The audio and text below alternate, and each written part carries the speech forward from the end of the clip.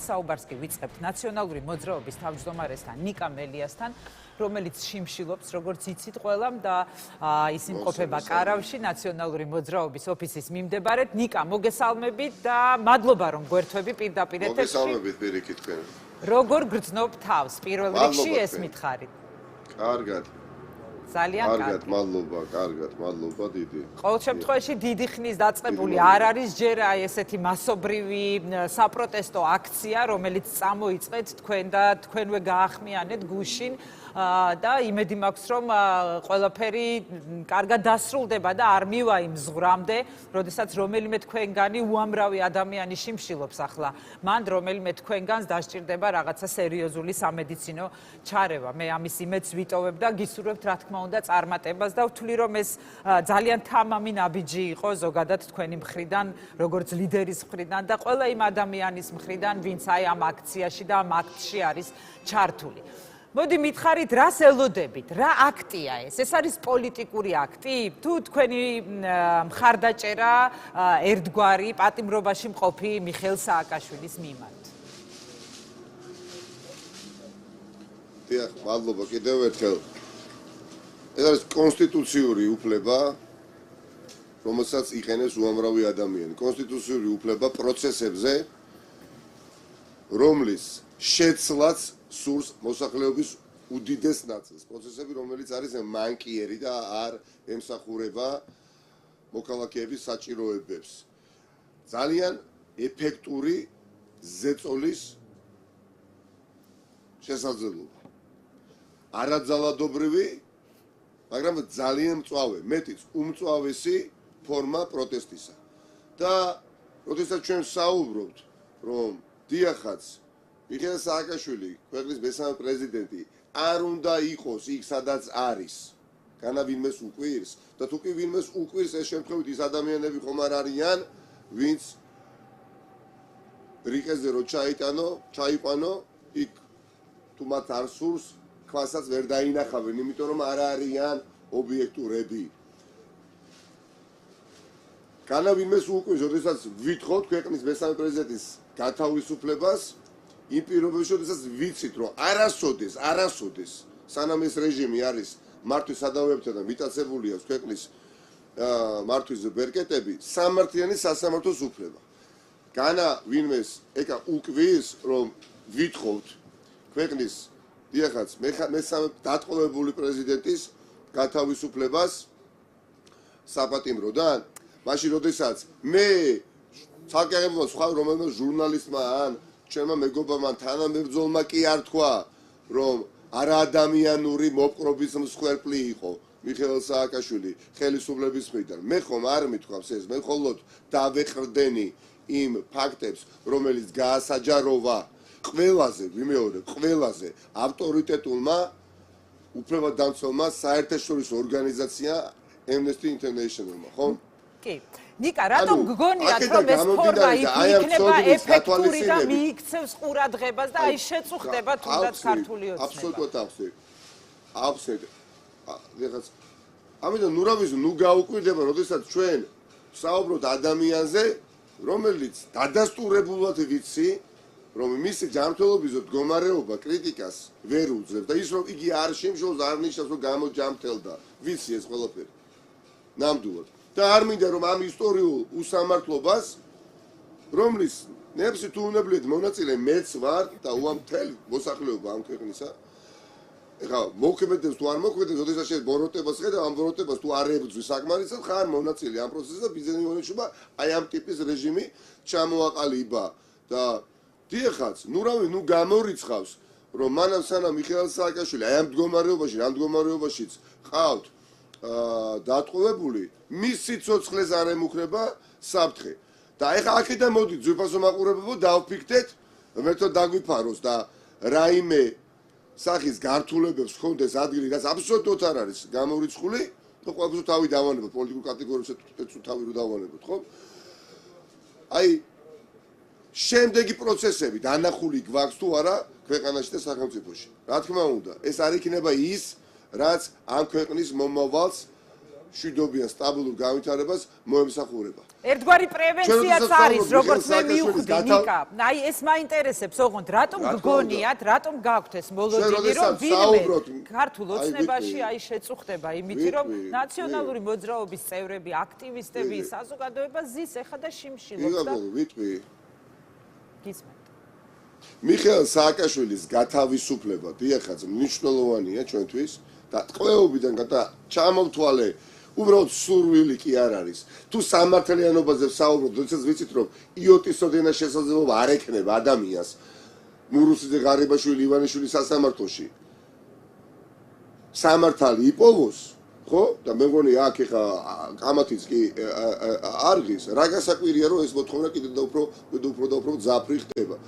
და კაფიოთ ისმის ჩვენი ხმა ეს ხომ ყველასთვის ცნობილია ეს ასე რომ არ იყოს და მართლა სასამართლოს გავდეს მე დაწუნებული ვარ მიხეილ სააკაშვილი თავის ძოზე შიმშილობასაც არ გამოაცხადებდა და სიამოვნებით ნამდვილად დაელოდებოდა სასამართლო საბოლოო ვერდიქტს სადაც მისი და ჩვენი რწმენით იგი გამართდებოდა იმიტომ შეუძლებელია შენ ქვეყნის პრეზიდენტმა პასუხი აგო სისხლის სამართლებრივად თანაც რომელიღაცა თუნდაც პოლიციელის არამართლომიერ ქმედებაზე ან თუნდაც პიჯაკის ყიდვაზე და რაღაცა პოლონეთის პრეზიდენტის ლეხ კაჩინსკის რესტორანში დაპატიჟებაზე და შენაშედი რატომ ჯერა არათუ ჯერა მაგრად ჯერა ეკა რატომ ნიკა მათი განცხადებები ხომ მოისმენთ ქართული ოცნება არის შეწუხებულეთ ქართულ მე რა რომ დიდყოდებას არ ვაქცევ ქართული ოცნება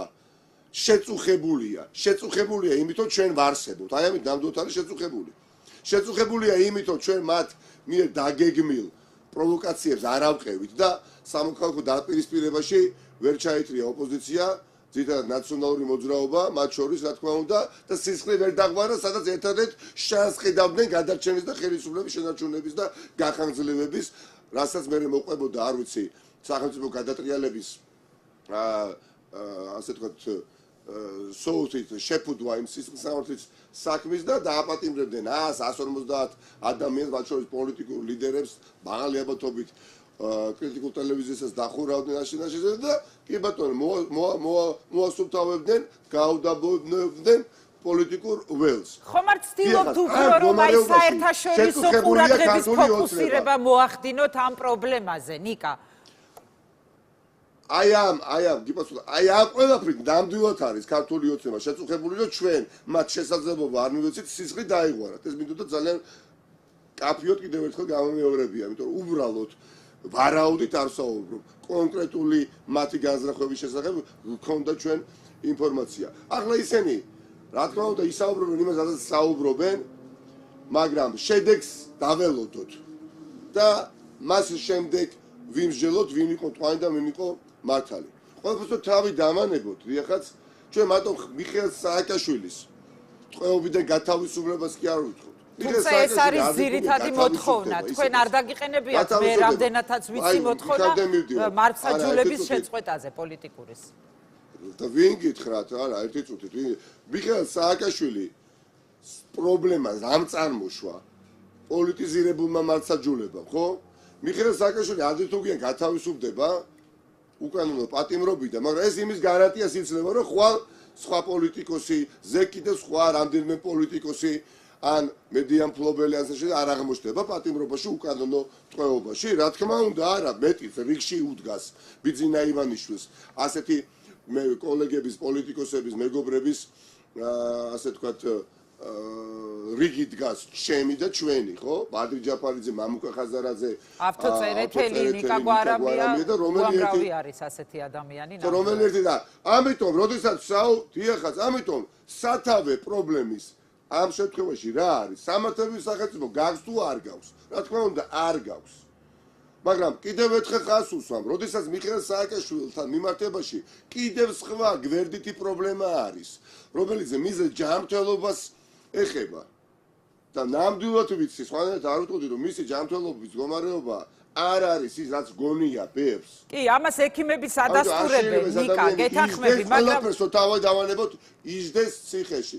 ამიტომ ეხლა ვისაც ჯერა მე მახსოვს, როდესაც დიახაც არ დაუხარე თავი უსამართლობას, ეს ჩემის აზრით უსამართლობას და მეორეჯერ გირაო არ გადავიხადე გირაო დაკისრებულმა ადამიანმა. პირველი 2 დღე მახსოვს აქა-იქ ქილიკი მესმოდა. მაგრამ რა პროცესები განვითარდა მას შემდეგ ძალიან კარგად გვახსოვს და განსაკუთრებით თქვენ ძალიან კარგად გახსოვთ, ხო? და ეს ყველაფერი მოიტანა შეუპოვარმა ბრძოლამ. ბრძოლის ეს ფორმა იქნება ერთადერთი ნიკა თუ აპირებთ კიდევ რომ ბრძოლა უფრო გაიშალოს, ეს მართლაც უკიდურესი ფორმაა და ძალიან დამაზიანებელი რა თქმა უნდა ადამიანებისთვის.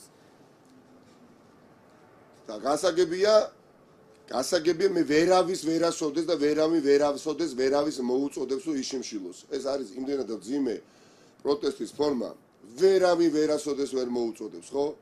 აქაც მეტყველებს რამდენად მორალისგან დაცლილი, გამოფიტული არის ქართული ოცნება, რომელსაც წარმოუდგენია, რომ ჩვენ აქ შეგვიძლია ერთმანეთს მოუწოდოთ, რომ მოდი იქნებ დაჯექი და იშიმშილე და საკუთარი ჯანმრთელობა გაინადგურე. ეს როგორ შეიძლება ძალდატანებით ვიღაცას მოსთხოვო რომ გააკეთოს და რა პროპაგანდას ეწევიან, ხო? თუმცა მიხეილ სააკაშვილმა მოსთხოვაო, აიძულათ მიხეილ სააკაშვილმა და ასე უთხრათო, რომ შეგიწყვეთ დაფინანსებას ეს სამთავრობო ტელევიზიების ნარატივია ასეთი.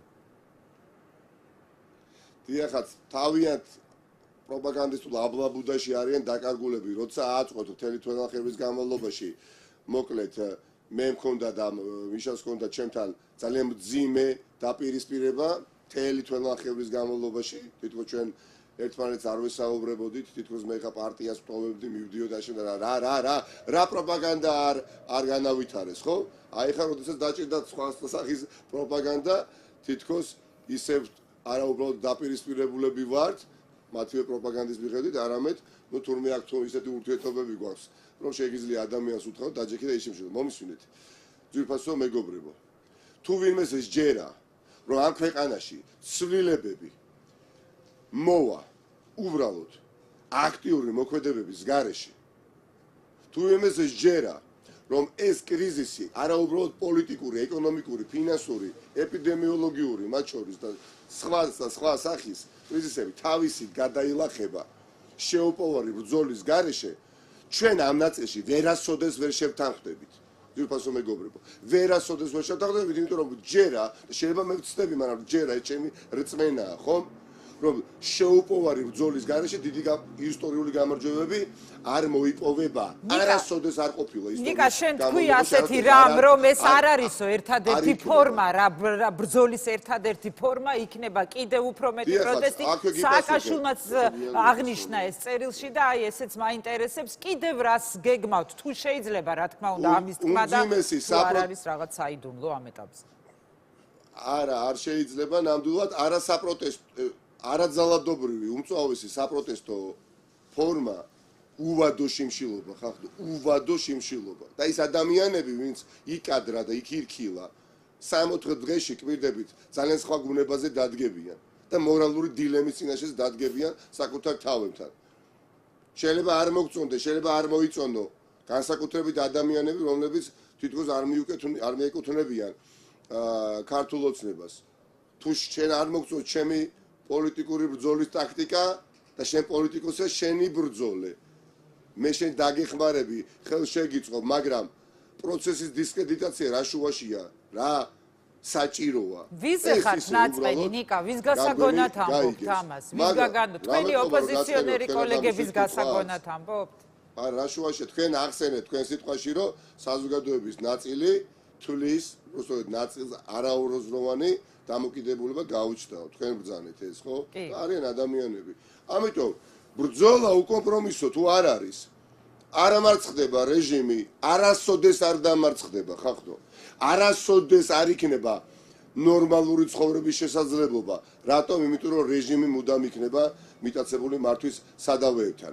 არასოდეს არ იქნება მოშორებული სახელმწიფოს მართვას კრიმინალური დიახად დაჯგუფება, რომელიც დიდდება და დიდდება დანარჩენი საქართველოს ხარჯზე. და დიდდება წარმოუდგენლად. ეხა არ შემიძლია არ თქვა უბრალოდ ეხა გამოდიან და საუბრობენ, რომ იცით რა, აი პენსიას ზრდით 20 ლარით 1 იანვრიდანო. ტრანსპორტის გაძვირებაზეც მინდა თქვენი კომენტარი მოვისმინო, ნიკა. აი მივალ, თუ შეიძლება, აი ძალიან მნიშვნელოვანი რამე ვიტყვი. სინამდვილეში რა ხდება ხახო, ისტორიულ მაქსიმუმს მივახციეთ რეჟიმის მეცადინეობით და აქ მათ აქვს ნამდვილად საამაყო საქმე, რომ სოფლიოს 200 სახელმწიფოდაგან ათეულში შევდივართ ფასების ზრდის მიხედვით. სოფლიოს 200 სახელმწიფოდან ათეულში შევდივართ ფასების ზრდის მიხედვით. და ევროპაში პირველ ადგილზე ვართ ფასების ზრდის მიხედვით თურქეთის გარდა. აი ამ დროს, აი ამ ფონზე, როდესაც 800,000 მაგალითად პენსიონერი 2 ლარი არა აქვს ხოლმე, ზოგჯერ ერთმანეთს მიადონ, ხო? მათ ეუბნებოდნენ 2 წლის წინ, მათ შორის თქვენ გადაცემებში და ჩარტებში, რომ რამაგარი ხელისუფლება ვართ, კანონში პენსიის შესახებო, ჩავწერეთ შემდეგი ჩანაწერიო. თუ წლიური ინფლაცია იქნება მაღალი, წლიური ინფლაციის მიხედვით ჩვენ დაგიკომპენსირებთო პენსიას, არ ინერვიულოთო. წლის განმავლობაში, ანუ ფასები თუ გაიზრდებაო, წლის ბოლოს აუცილებლად დაგიკომპენსირებთო და ეს აიღეს და კანონში პენსიის შესახებ ჩაწერის. ხო და რა მოხდა ეხა? მთავრობამ 1 ოქტომბერს შეიტანა ბიუჯეტი დასამტკიცებად პარლამენტში. და 1 ოქტომბრის მდგომარეობით 8% იყო ინფლაცია. და სანამ ეს პროექტი დასამტკიცებად პარლამენტში იდო, 13%-მდე ავიდა ინფლაცია, ანუ ფასების ზრდა. კი, მაგრამ ამას ყველაფერს ქართული ოცნება არ აღიარებს. პენსიონერებს, თუ შეიძლება პენსიონერებს, ეს მნიშვნელოვანია დიალოგი გაიმართოს საზოგადოებრივ ჯგუფებს შორის და ყველამ ძალიან კარგად ვიცოდეთ რა ხდება და ერთმანეთი გამოვაფხიზოთ. 1 იანვრიდან პენსია არათუ იმატებს პენსიონერებისთვის. არათუ დაუკომპენსირეს ის თანხა, რომელიც ფასების ზრდამ შეუჭამა პენსიონერებს, არამედ 11 ლარით იკლებს პენსიონერთათვის. და ამავე დროს გაიზარდა ტრანსპორტის საფასური. ნიკა, აი ამაზეც მითხარი. აი 20, მე მანდ მივდივარ. ხო, მაგრამ ეხა ამ წუთას ვსაუბრობ მათ შორის ძალიან მნიშვნელოვან სეგმენტზე, 800 პენსიონერს, ხო, რომლებიც რა თქმა უნდა საზოგადოებრივი ტრანსპორტითაც სარგებლობენ, ხო? 20 ლარით კი არ უნდა გაეზარდათ პენსია, ეკა. ინფლაციის მიხედვით, რაც კანონში უწერიათო, წლიური ინფლაციის მიხედვით, რა ინფლაციაც იქნება, იმდენად გაგიზრდითო პენსიასო, უნდა გაეზარდათ 31 ლარით და გაზარდეს 20 ლარით. კი, მორიგი ტყუილი იყო, ეს ოცნებისგან იყო მორიგი ტყუილი. ტყუილი არა, ეს არის ხალხის, საზოგადოების გაღარიბება, ხახდო. ეხლა ვინაიდან იციან ჩვენი საზოგადოების წარმოადგენება, რომ ვარ ფიზიკურად შენობაში, სათაოს შენობაში და ტერიტორიაზე, ხო, მოქალაქეები მოდიან სხვადასხვა პრობლემებით, და დღეს მქონდა რამდენიმე და მეგობრებთანაც, ხო, ვეღარ უძლებენ ყოფას, გესმით, არსებობისთვის არ ყოფნით უბრალოდ სახსრები. და ამ დროს, როდესაც რა თქმა უნდა, შენ არჩეული ვითომ დედაქალაქის მუნიციპალიტეტის მერი, რომელმაც რა არ იკადრა, რა არ გააკეთა და 5% გადაცდა მხოლოდ 50% და რის ფასად ძალიან კარგად ვიცით, რაც გამოძიების საგანი ნამდვილად გახდება ადრე თუ გვიან, უზრდის მათ შორის პენსიონერებს და არა მხოლოდ პენსიონერებს მგზავრობის საფასურს.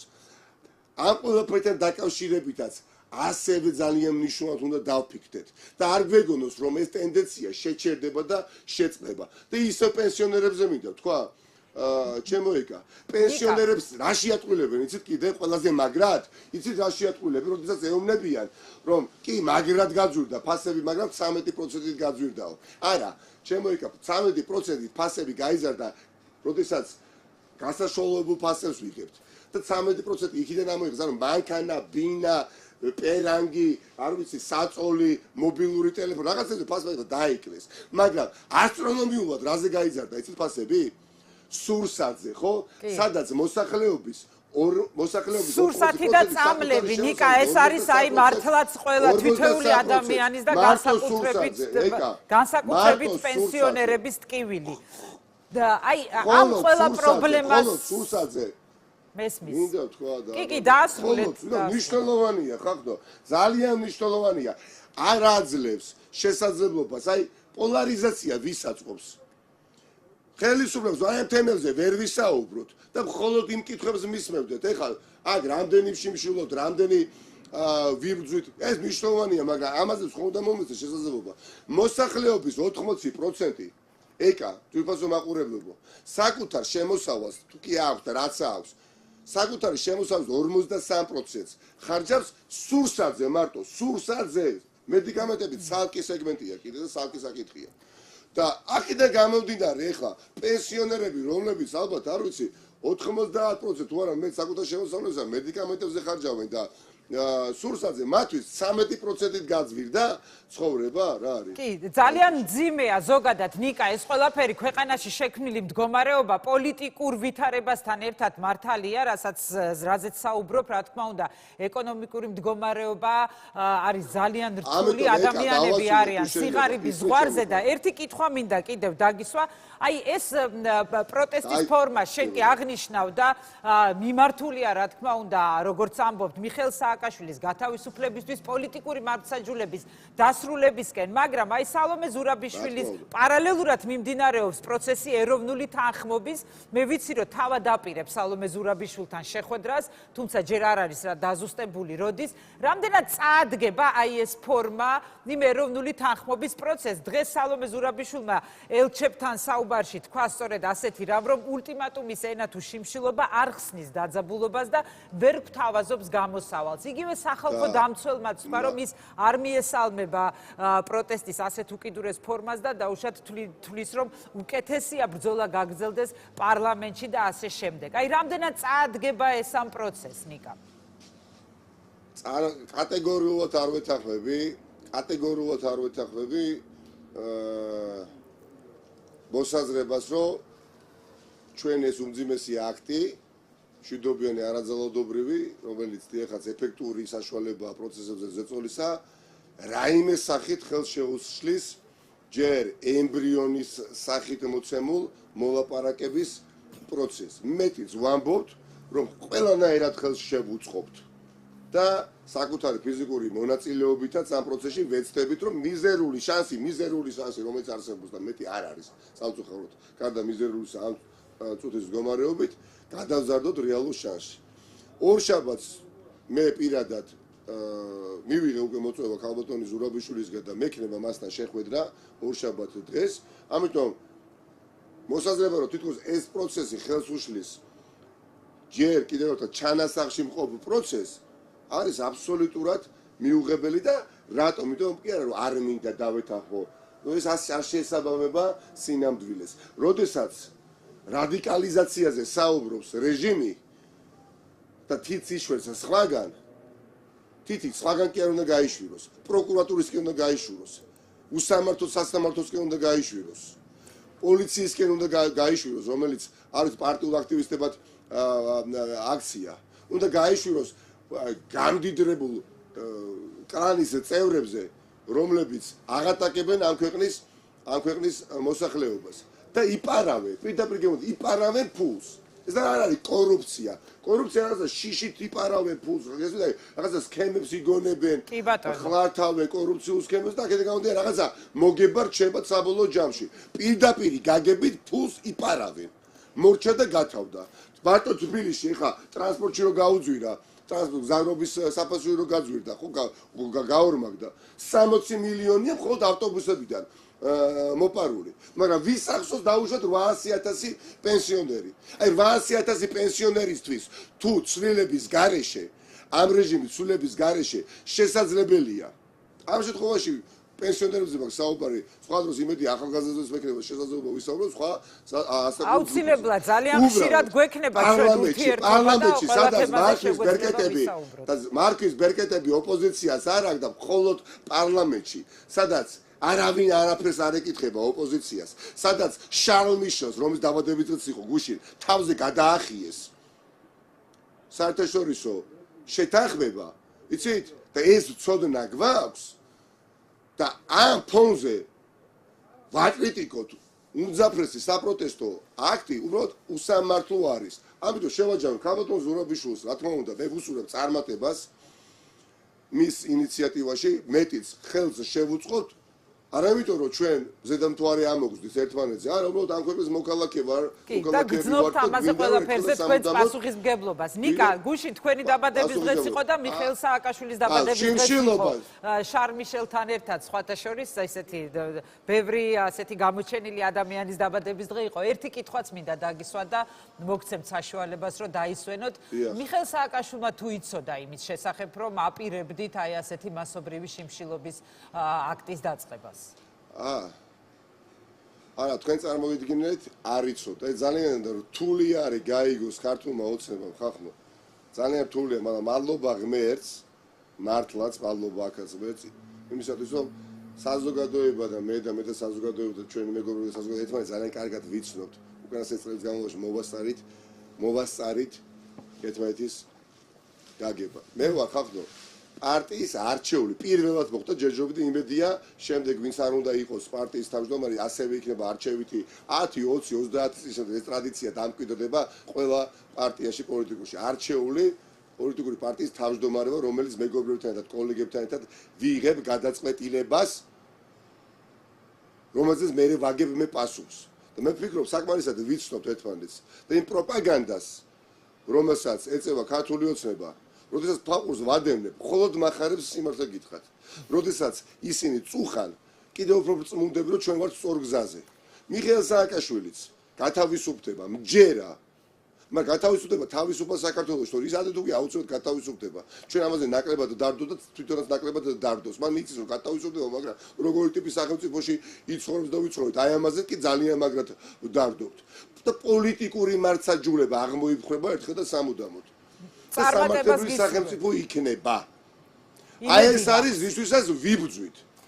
და თუ კიდევ ერთხელ რითიც დავასრულებ, დავამთავრებ რა თუ შეიძლება. დავიწყებ დავასრულებ. თუ იმეს მართლაც გონია, რომ წყლე დაყვანილი ადამიანის გათავისუფლებისთვის მისმა მეგობრებმა არ უნდა იბრძოლონ ადამიანი განსაკუთრებით რომელსაც ქვეყნის მესამე პრეზიდენტი, როდესაც იციან რომ არ არსებობს შანსი ნული მიიღოს სამართლიანი სასამართლოს მომსახურება თუ შეიძლება ასე ითქვას ძალიან ცდება და თუ კი ვიმეზე გონია რომ სამოქალაქო მშვიდობა შეიძლება იყოს იმ მოცემულობაში როცა ტყვეებად აყავთ ადამიანები